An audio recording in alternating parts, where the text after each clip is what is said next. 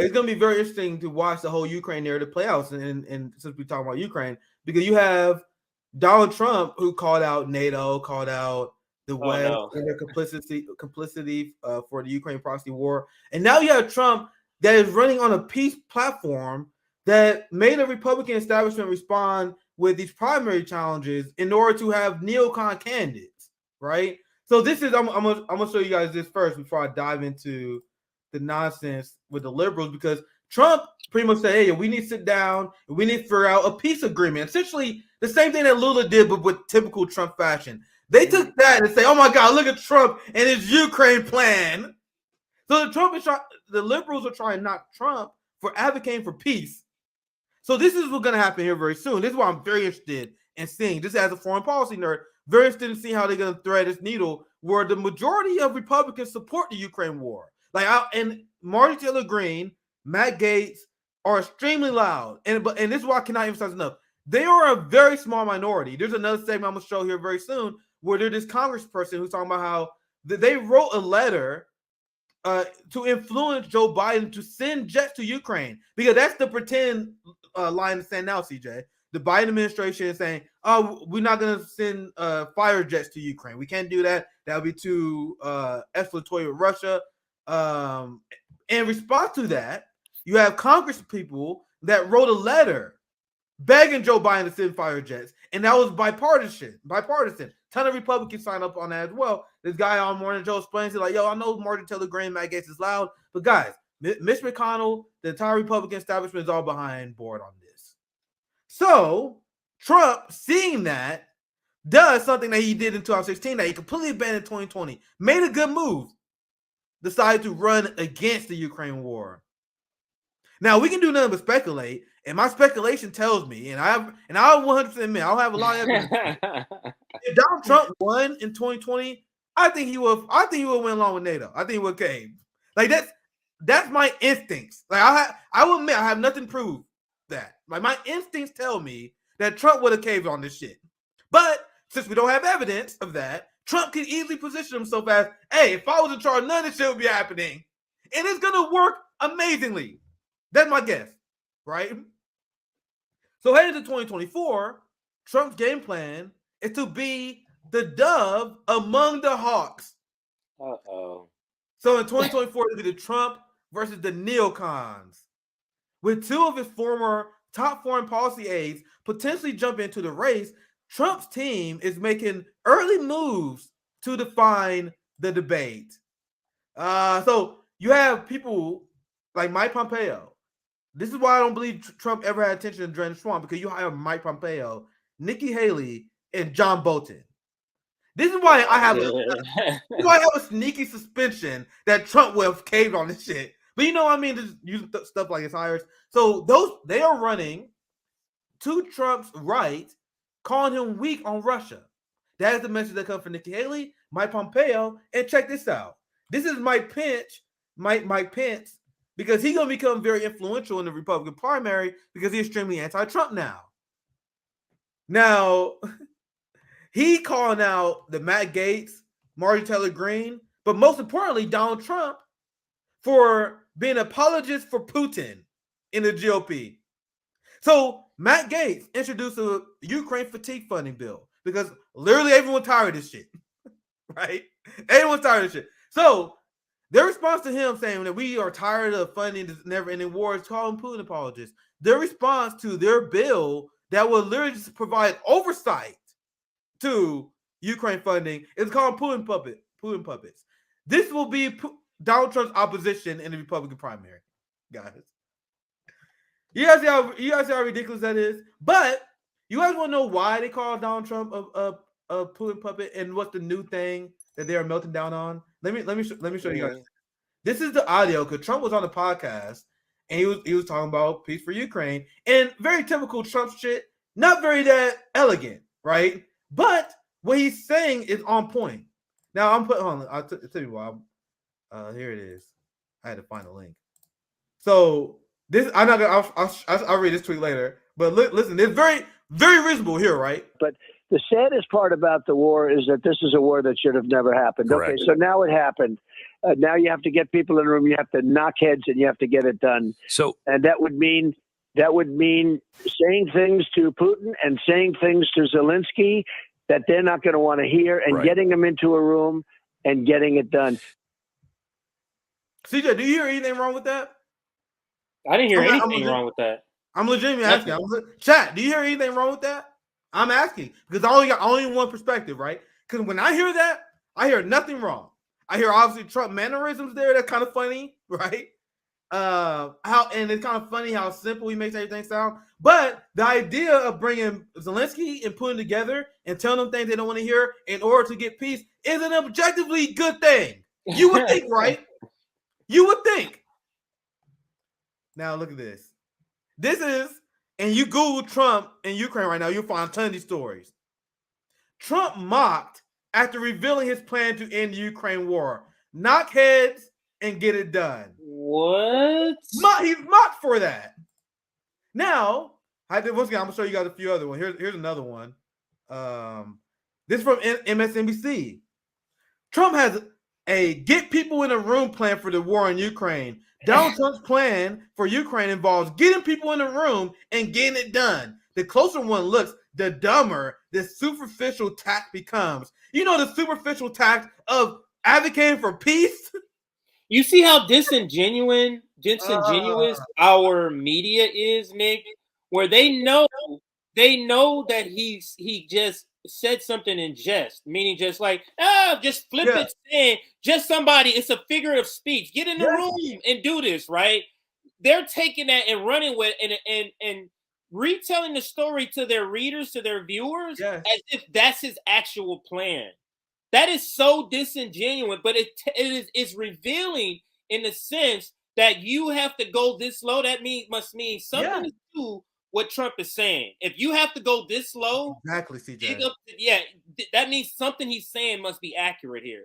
That's such a good point, CJ, because you got a piece of shit Donald Trump that is extremely easy to take down. Extremely easy to take down. But you guys got to go in the gutter to attack him? Donald Trump, you can't attack him on merit. You can't find a way to attack Donald Trump on merit. What does that say about you? You got to do this honest tactic to attack him?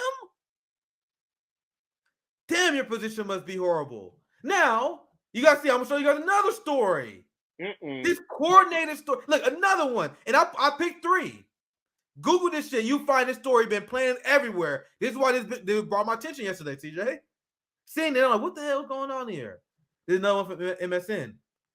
You want to know what they use as an example for Donald Trump being mocked? You got to see the headlines.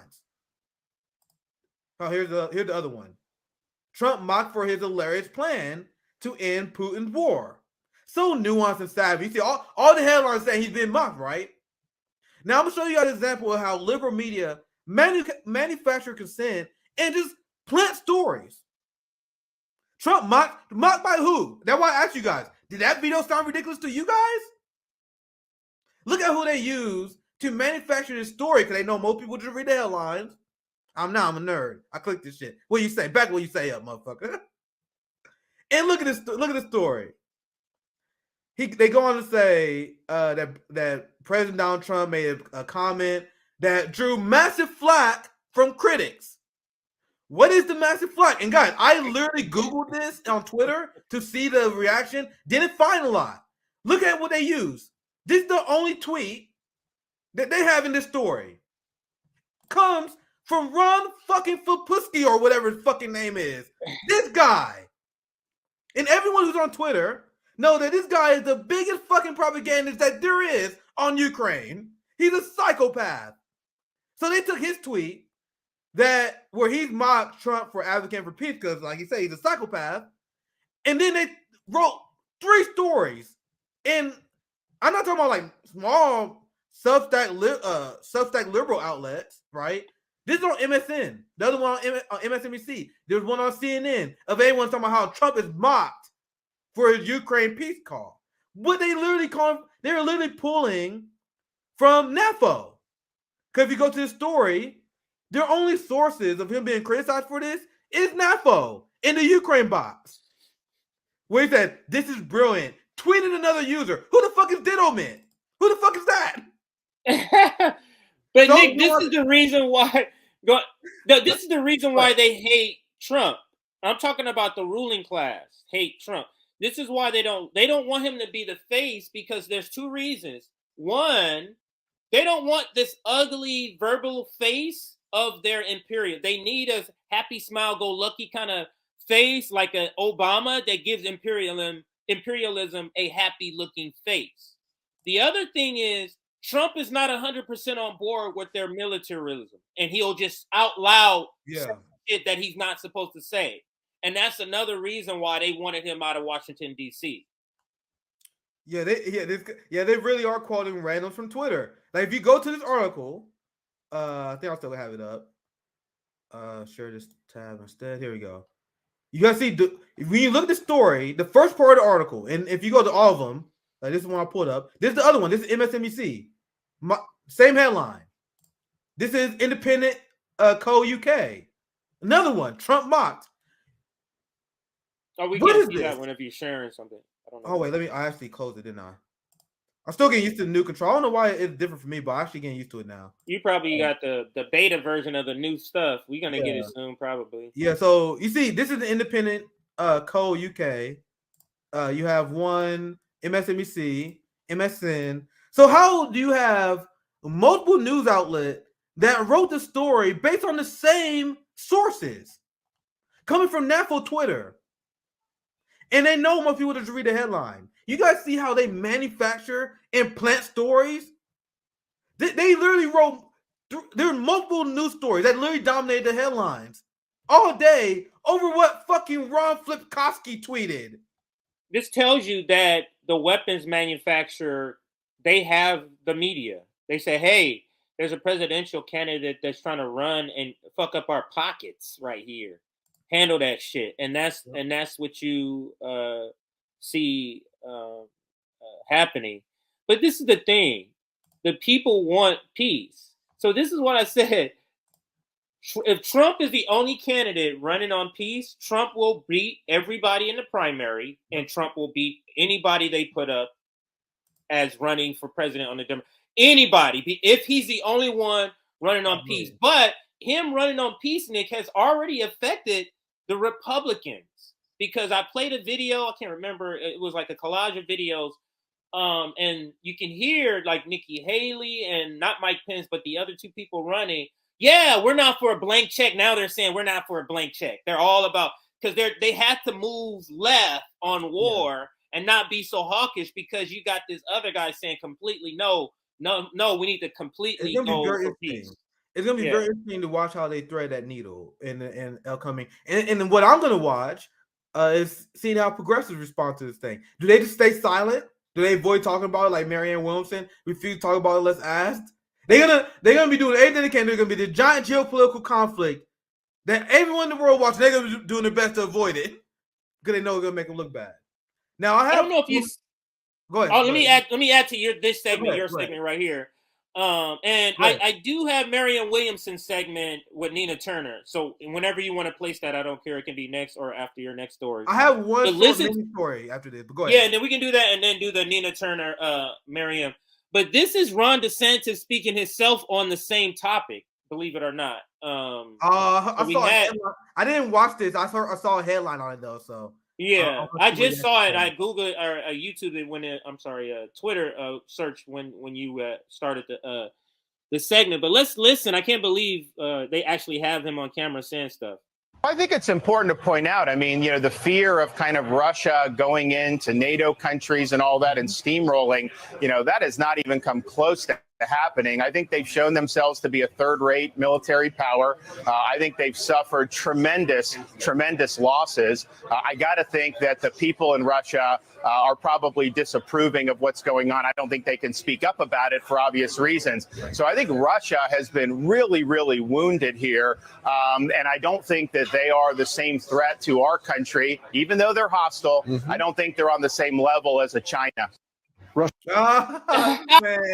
You know he had to pivot to China. You know they're not just going to say stop this war. They're gonna say stop this war and pivot to a different war. Yep. That's all they're gonna do.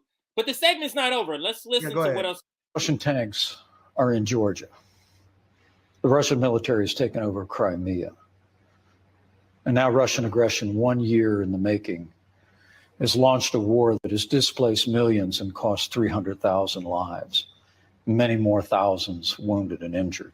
So the right approach to this moment in history with renewed Russian aggression in Eastern Europe is strength, American strength, and calling on our allies to continue to meet their obligations for our common defense. So would you say Ron DeSantis' characterization is wrong? I would say anyone that thinks that Vladimir Putin will stop at Ukraine is wrong. Oh, you guys see this stupid shit? Okay, first your thoughts, Joe. Then we're going to bring in the battalion. I've got to say, and this is the Sorry, it took me a while to click. No, you good. You keep playing. You keep playing. mistake that Republicans are making. So many Republicans that want to run for president are making. They're playing small ball. Like Ron DeSantis is going for the most extreme small part of the Republican Party. Just call Vladimir Putin what he is. He's a war criminal. Yeah. He's a threat not only to Ukraine, he's a threat to all of Europe. One way. I can't believe, Nick, we're living through it and we're experiencing it. The Fox News is the saying less war, and then they pivot to MSNBC and they're saying this is why they're wrong. We need more of this. This is so. For a guy that used to watch this station, this is why this is jarring to me, because it's like, this is so not what this shit used to be years ago when I used to watch it. Go ahead, Nick. Yeah, and there's another segment I have planned. I'll make segment for RBN Live where Moore and Joe does the same thing, where he does the thing like, Putin's a war criminal. Like, when do you learn what a fucking war criminal is? You guys have done many segments praising John McCain, one of the biggest war criminals. Morning Joe goes on here every morning and performs the biggest Biden blowjob you ever see. He loves Joe Biden. And Joe Biden is a war criminal.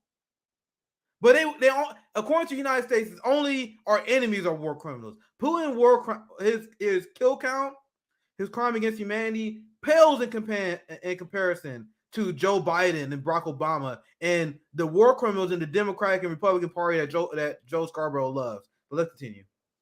Yeah, let's let it finish out. Joe Scarborough is just funny to me.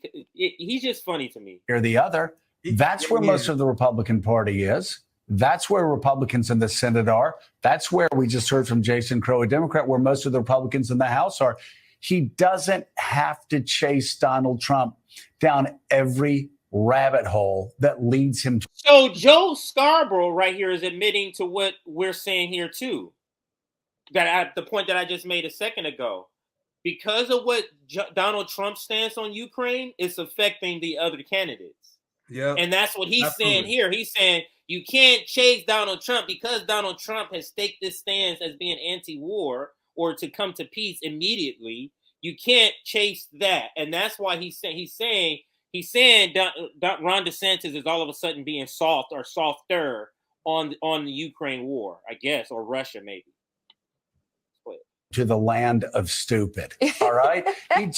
he doesn't have to do it. Well, he can stay away because Mike Pence's position, while it won't be popular with insurrectionists, weirdos, and freaks, extremists, it will be popular with mainstream Republicans. Because they actually wanted to kill him. So I don't think they get along that well, the insurrectionists. Man, they're just throwing all types of levels of stupidity propaganda in there.